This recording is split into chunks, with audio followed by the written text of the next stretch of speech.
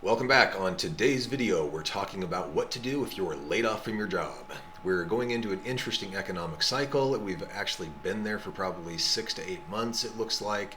And having been in the job market for 35 years, I've had the opportunity to be both employed, be laid off, to hire people, and unfortunately to have to fire and lay off people. It's been interesting, and here are some things that I have found, and I'll walk through an article on LinkedIn and give you my opinions on the pros and cons of the recommendations within this article to give you some insight on things that I have seen and things that I'm currently seeing. So let's jump right in. This article is What to Do If You Get Laid Off from Your Job by Emily Liu. I'm probably slaughtering that pronunciation. Sorry, Emily. And Emily is an HR professional. She has the opportunity to work with a lot of different people, and she gives some good advice, I feel like, in this article. And she gives some advice that, in my opinion, my experience, may not be as effective, but still may be necessary. So, looking in here, she talks about what things that she recommends doing if you're laid off from your job. The first one I think is very critical. Forward self any future portfolio materials, especially if you're in a creative role or if you're in a sales role or production, something where your stats matter. And in sales, it's all about stats. It's all about statistics and how you add value as a salesperson. If you're a creative person, having a portfolio of materials is very important. Company recognitions, especially if your company is the type that gives recognitions, whether it's managers from email saying, hey, good job, if it's employee of the month type things, those are all important items that a future employee or a future employer may actually ask to see. Caveat here, do not forward yourself any confidential or proprietary material. Those are things that could get you in significant trouble. And if you've been laid off and you're forwarding that information to yourself from your company email, there's a high probability that it's being watched. So make sure that you use some common sense with what it is that you forward to yourself. But if you've got statistics or details that show you are a top performer in the company, absolutely get that information, because your company won't give it to you later. Ask for LinkedIn recommendations. This can be very important, especially if you're in an industry that sees a mass exodus. Getting people to recommend you on LinkedIn is something that can help tremendously. A lot of employers will look at your LinkedIn profile, and if they see that people are recommending you, it really helps them understand that you may be different than the next person. Something else that I have seen is in industries where there have been mass exoduses. For example, in the 2008 credit crisis, the mortgage world had tens and hundreds of thousands of people that were laid off immediately.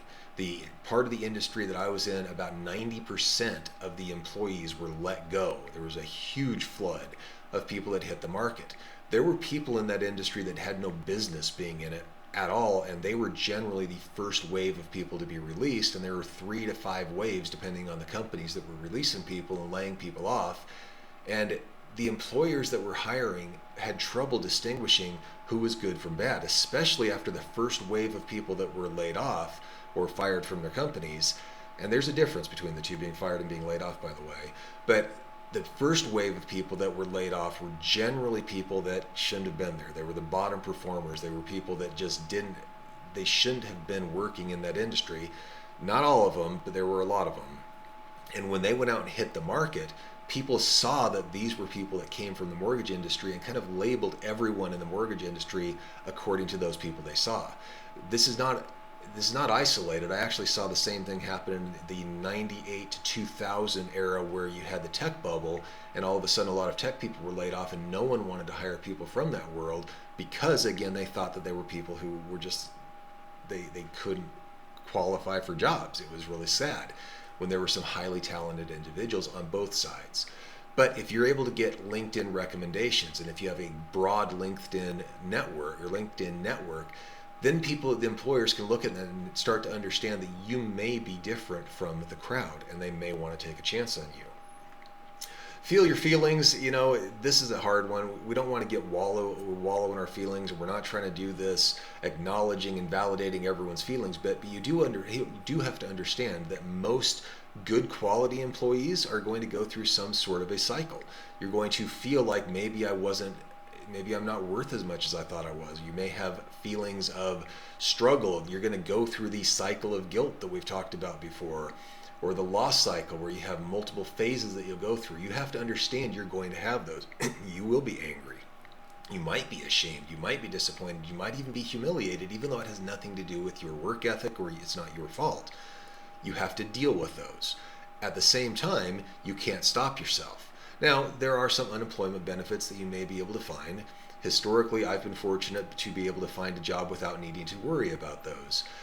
Asking your current company for assistance in a job search, now this is something that depends on the company that's laying you off. Some companies actually do provide some sort of job search help.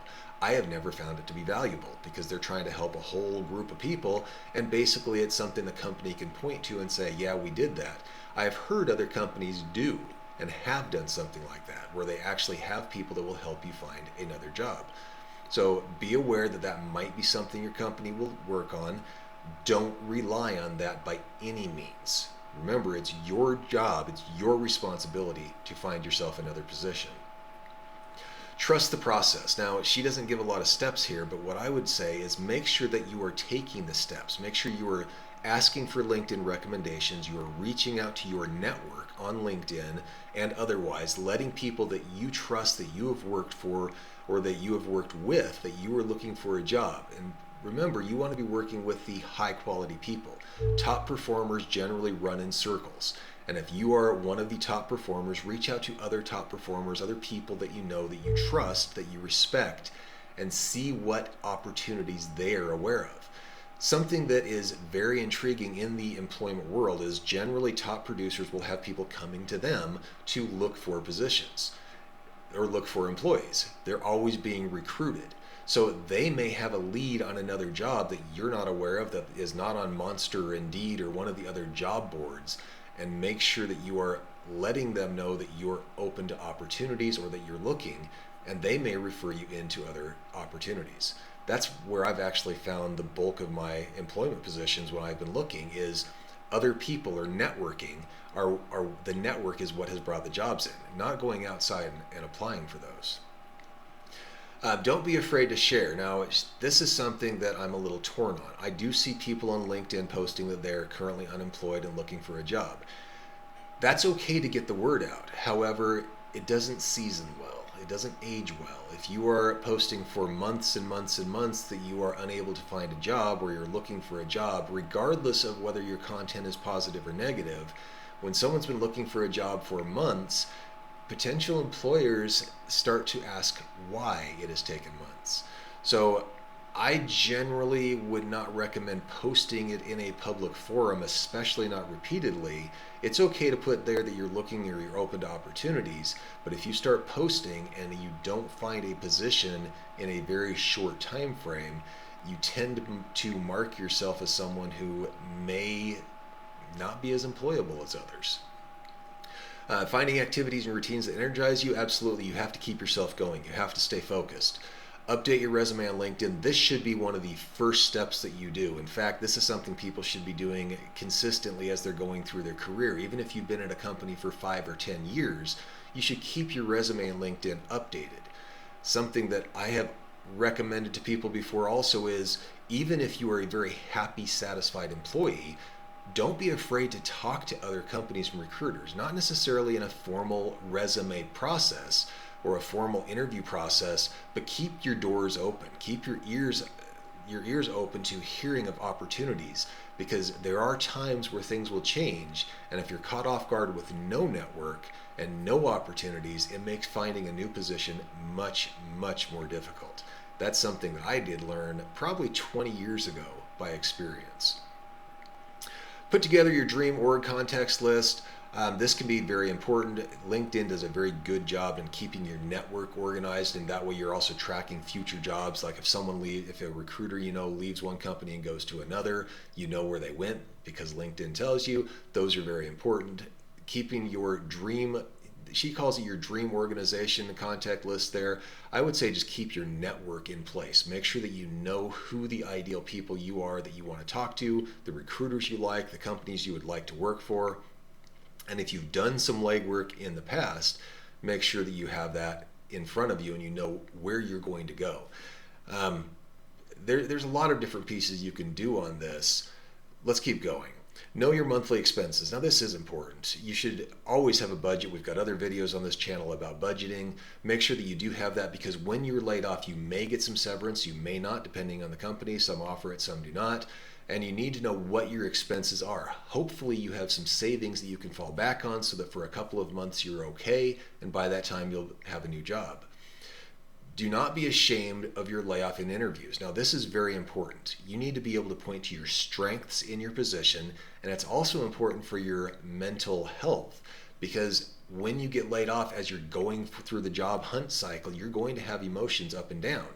You may not get it the first job that you want. You may not get the second or third. You may start to question yourself, but you've got to remember that if this is a layoff scenario, it is not your fault. It's not something that you can do. So don't be afraid to talk to your interviewer about the layoff, but make sure that you can point to your strengths, the reasons that you were able to add value to your company, and then move forward. Don't treat it like something you need to be ashamed of. It was an event that happened. Now, this does mention the difference between layoff and being fired. Generally, when someone's fired, it comes down to cause. There's a reason they were terminated from their job. Layoffs usually mean the company just didn't have enough work and they were making a business decision to, as they call it, right-size the company. So there's a big difference between being terminated and being laid off. Hopefully this type of information is helpful to you. The other caveats that I do want to point out are when you're looking for a job. And this is something that I've been looking for. We've been hiring here recently at my day job, and I've been tasked with doing the initial interviews. One of the things that I find, or a few things that I find, is when people are putting their resumes out, and we do it via link or via Indeed, it's interesting the different approaches people take. Some people will tailor their resume, tailor their answers to questions that we put out there towards our position. Other people are just randomly firing a resume in. Very candidly, I put a ad up, and within less than an hour, I had over 20 applicants. All in, I believe we got over 40 applicants, and I had the job up for only a couple of days. And I had pulled it off the market and then put it back up a couple of days late, so it was really low in the rankings. Some people answered the questions, and I could tell that they had the level of interest I wanted. What was important to me in screening through 40 some applications when I still had a full-time job to do was being able to quickly look and find who are the people that have a serious desire to be in this position, and what experience do they have that makes them a good fit. It really helped me be able to screen those when people told me that up front.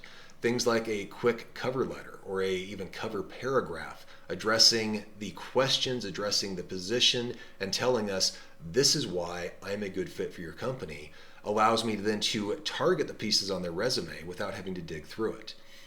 I know some recruiters, some HR people get over 100 or 200 applications for a job posting.